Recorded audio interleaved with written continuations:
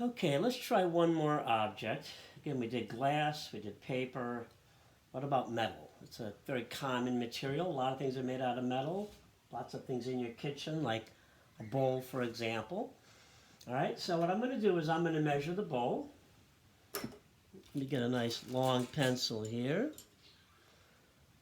So I want to measure the bowl. I want to get a sense of how wide it is versus how tall it is. And so measuring does that. And this is also training your eye to see things more accurately. So I'll put the tip of my pencil against the right side of the bowl, move my thumb up to the left. So that approximates the width of the bowl. Then I'm going to use that to measure the height. So the height of the bowl is it's only about half as wide as it is tall, interestingly enough. So what I'm going to do is if I'm going to make my bowl, let's say that wide, let's say as wide as my pencil, that makes it easy, then it's going to be half of that. All right, so half of that's approximately this. I'll draw a rectangle, and this approximates the height and the width of my bowl. All right. The other aspects, and I'm going to break that down. Height of the bowl, width of the bowl. I'm going to break that down into the opening of the bowl versus the side of the bowl, right? So I'm going to measure. Now I could measure the height of the bowl, and I can see now that the opening is about a third, no, maybe a quarter of the height of the bowl. So as I'm doing this, I'm thinking, where does the front and the back rim of the bowl hit my pencil? So I could measure it. In fact, what I'm going to do is I'm going to measure the opening of the bowl from here. See how many times that fits into the side of the bowl. So there's 1, 2, 3. So in other words, if I divide this into half and then quarters, the opening of the bowl fits into this top quarter here of my rectangle. Let me clean that up a little bit. It's getting a little messy. All right, there we go. So that means I want to draw an ellipse in that top, in this top area here. All right? And like anything, it just takes practice drawing ellipses. I can even practice here on my paper, drawing ellipses. But notice when I draw an ellipse, I go around and around and around. I'll go around 5 or 6 or 10 times. Well, if I just go around once, that doesn't look very elliptical. I don't know if you can see that. It looks okay, but it's not great. But if I keep going around, I can keep correcting my line, so eventually I'll have a nice elliptical shape. So I'm going to put an ellipse here in that top section of my rectangle. All right, there we go. And then I'm going to do another ellipse at the bottom here. So if I draw a line straight through the bottom, this is going to be another ellipse. This is the bottom of my bowl. And I can measure the opening of the bowl and then measure the bottom of the bowl. The bottom of the bowl is half as wide as this. So that means if this is, let's say, 8 inches, the bottom will be 4 inches, for example, or half. So I'll take half of that, put it here. So the bottom of my bowl is going to be another ellipse, like that one, except only half as long or wide. I'm not going to see the back of the ellipse, but I'm drawing it. So now I'm going to draw a line. I'm going to actually measure the shape of the bowl, putting my pencil against one side of it to see what shape does that bowl have. It's like a half a circle, kind of. So in other words, it's kind of like this. But the rim is a little bit wider than the bowl itself. The rim juts out a little bit. All right? So there's a pencil line drawing of the bowl. Now I want to make it look like metal. So that means getting into the detail. Again, going from the general to the specific. I'm putting down the most general information to begin with, and then getting into finer and finer levels of details until I'm somewhere, until I feel like I've accomplished my goal. Right? That's pretty much it. That's the strategy.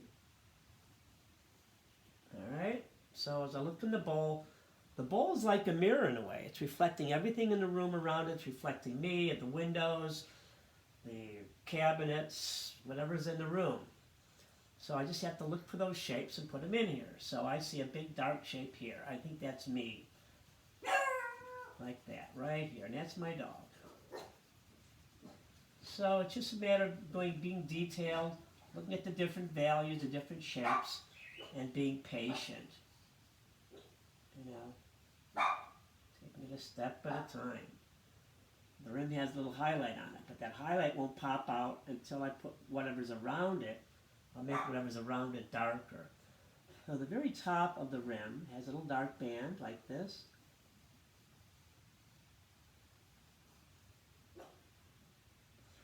Alright, and then the rim, which is underneath that, is a little light band, but underneath the rim, it's a little darker. So what defines the rim is the values around it. So again, I have to go through this a little bit at a time. I have to slow down to create the illusion of metal.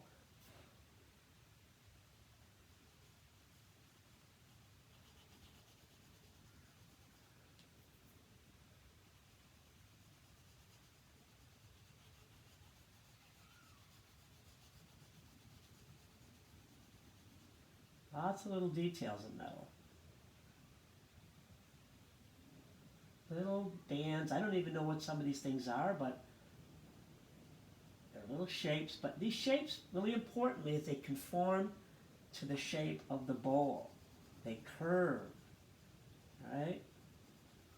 So you have to be observant, work slowly, be patient, and eventually you will get there.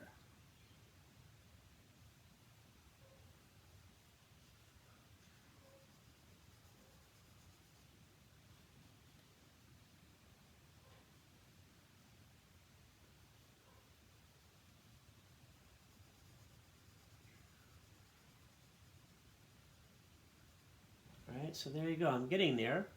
It's going to take a little while.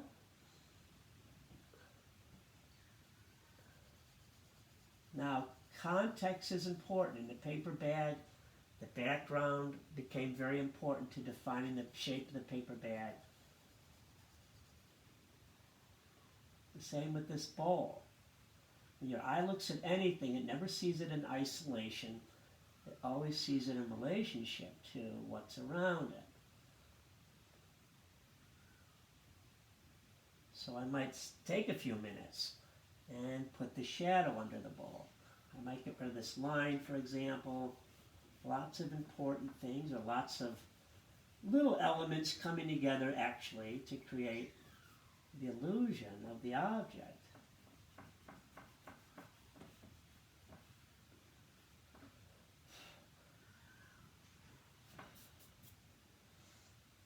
So the shadow coming in like this.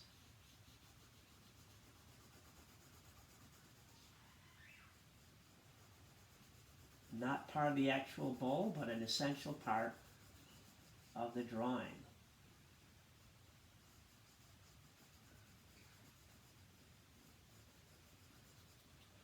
And then we have this odd table it's sitting on. I'll take a moment and put that in here.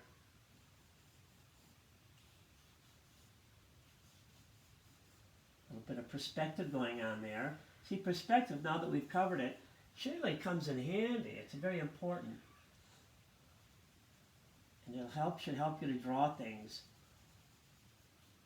like tables, planes, vertical planes, horizontal planes. That's the kind of plane I mean, as opposed to one that flies in the air. Alright, so I'm going to stop this and do a time lapse and continue to work on this.